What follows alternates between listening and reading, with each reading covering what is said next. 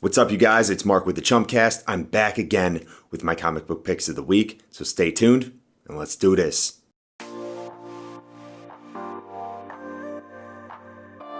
Before we get started, please go ahead, if you haven't already, click that subscribe button down below. It really helps our show out. Also, smash that like button, hit the notification bell so you can get updates whenever we post new videos.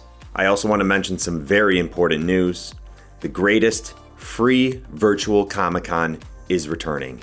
Mainframe Comic-Con is back, people, on August 15th and the 16th, featuring some of the most awesome comic book guests like Jock, Al Ewing, Kevin Eastman, and Donny Cates, to name a few. I'm also very excited to announce that these comic book pick videos will be getting their own spot on the Mainframe Comic-Con website, which you'll be able to find under the original show section. So be sure to check out mainframecomiccon.com. That's where all the new guest announcements will be posted. There's a lot more on the way, and make sure you guys attend the virtual con, which is to be held on August 15th and the 16th. All right, let's get into it. Starting with our indie titles, I have right here Snake Eyes Deadgame #1 by IDW. The writing and art are both done by Rob Liefeld. This is a new miniseries surrounding the most mysterious member of the G.I. Joes, Snake Eyes. And of course, with Liefeld's name being on this, IDW has announced 36 covers. 36 covers for this book right here. So the story starts out with Snake Eyes on a mission to attend to an SOS call, which he thinks is coming from a base ran by the G.I. Joe's biggest enemy, Cobra. At the base, Snake Eyes fights his way past some hired guards and meets up with other members of the G.I. Joes, where they soon realize whatever this evil organization is, it's not Cobra. We get a new semi-interesting villain and I guess some good background as to what Deadgame is all about. Overall, I didn't think the dialogue was that great throughout the whole issue, and I just wasn't really intrigued by the story behind Snake Eyes and him trying to track down this new organization. Really just didn't interest me that much. If you are a huge Liefeld fan, I guess, yeah, go ahead, pick this up, at least for the first issue. Just didn't really do it for me. That's it for indies. On to Marvel. We have Venom 26.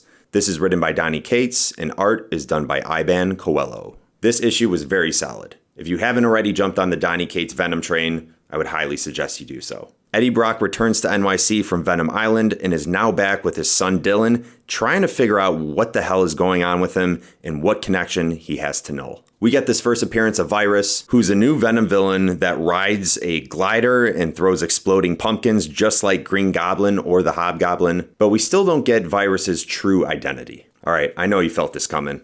I have some quick trivia for you. In the 90s Spider-Man animated TV show, who voiced Hobgoblin? Was it A, Bob Saget, B, Steve Bloom, C, Jerry Seinfeld, or D, Mark Hamill?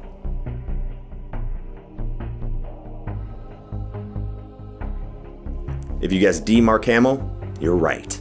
Mark Hamill, the man most famous for his role as Luke Skywalker in Star Wars, and the voice of Joker on Batman the Animated Series, was brought on to voice Hobgoblin in the Spider-Man Animated Series. If you need a refresher, check out this clip. I bet you can hear it now. Careful what you wish for. You owe me, Osborn, and I'll take the wing as my down payment. All right, let's wrap up Venom. I honestly think this is Marvel's best consistently good series that they've had in a long time. If you haven't caught up, make sure you do so. Next up is Amazing Spider-Man 44. This is written by Nick Spencer and art is done by Jim Giacinto. So in this issue, we pretty much just get a setup for the new Beware of the Rising story arc, featuring two villains I don't really know much about, one being Sin Eater and the next is Kindred.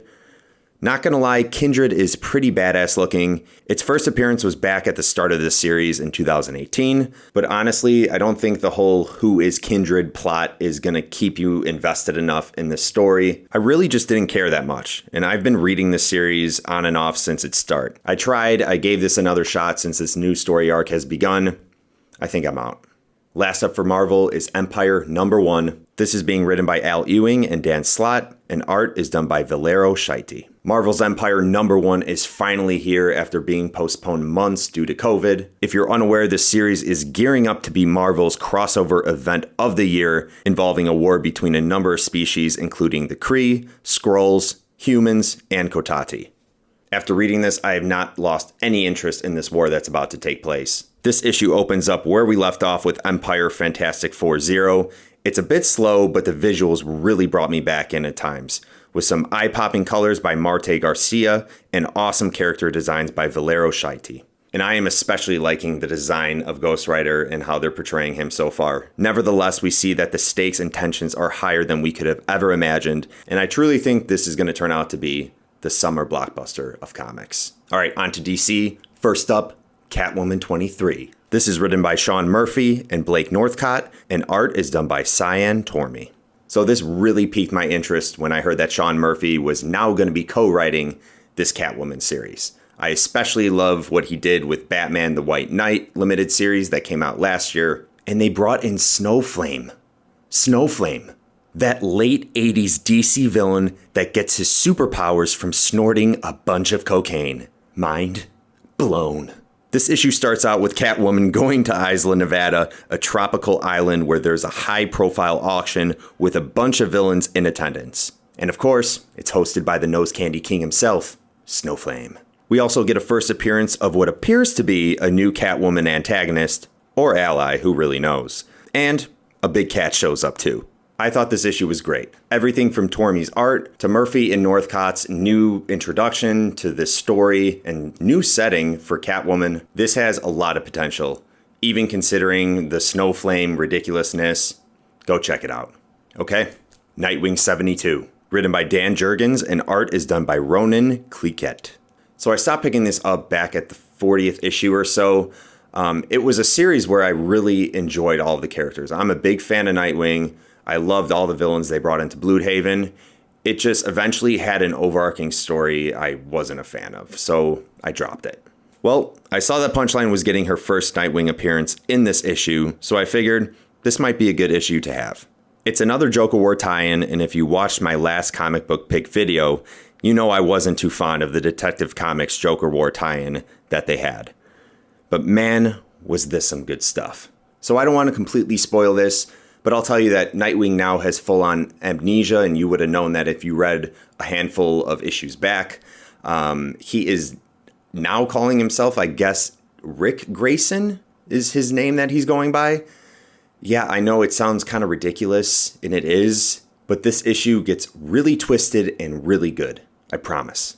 Towards the final pages, Barbara Gordon is trying to get Rick the help he needs, but discovers Punchline has already taken control of Nightwing's mush brain. I love this art. This is a Nightwing issue to really bring me back in. This now has my full attention. Last up for my comic book picks this week is Dark Knight's Death Metal number 2. This is written by Scott Snyder and art is done by Greg Capullo. This series is already off the walls crazy good, and the covers that came out for this, I know Venom had a bunch of covers and they were pretty badass, but man, the covers that came out for this is the 1 in 25 cover that came out for Death Metal 2. There was Batman in the first one. He had his metal guitar he was thrashing on. But now we have Wonder Woman who's wielding a chainsaw of truth. This is my cover of the week. So the first issue for Dark Knight's Death Metal laid out the stakes and set up this insane multiverse filled with oftentimes a complex world. In issue 2, we now get a plan from Wonder Woman to stop their greatest threat, Perpetua of the Dark Multiverse. It takes Batman some extra convincing, but it looks like the remaining good guys left will be attempting to follow through on this. We also get an even more dark form of the Batman Who Laughs. Dark Knight's Death Metal definitely has the potential to become a series that people are going to be talking about in the years to come. So don't start reading this, overanalyzing it, expecting everything to frickin' make sense. It is not going to make sense. Just sit back and enjoy the ride for now. I bet you it is going to pay off in the end. All right. Well, that was it, guys. Those were my comic book picks for this week. Please leave a comment below. Let me know what you guys picked up. I want to hear from you. Did I miss anything? Did you pick up some of the same books I did? Comment below. And guys, please do not forget about Mainframe Comic-Con. This is a completely free virtual Comic-Con that is going to be held on August 15th and the 16th. Some of the best comic book names are going to be there. Donny Cates, Kevin Eastman, Jock, Al Ewing, all going to be there with some special guest announcements on the way. So stay tuned. You can check out all those updates on mainframecomiccon.com right now. And I also mentioned my show's up there as well. So click that original show section on the website, check it out, and check out some of those other shows and help support Mainframe Comic Con. Finally, if you have not subscribed to my channel, I would encourage you to do so. If you have, I really appreciate it. You guys are the best. But you can click that subscribe button down below, smash that like button, please, hit that notification bell so you can get updates whenever I post new videos.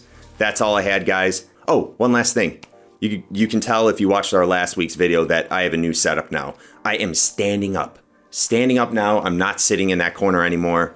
I wanted to try something different, see how it worked out. Also, please leave a comment about that below. Let me know, do you like that I'm standing? Does it not matter at all to you? Or did you prefer when I was sitting down before? Just let me know. Thank you all. I will see you all again next week for my comic book picks. But until then, jumps out.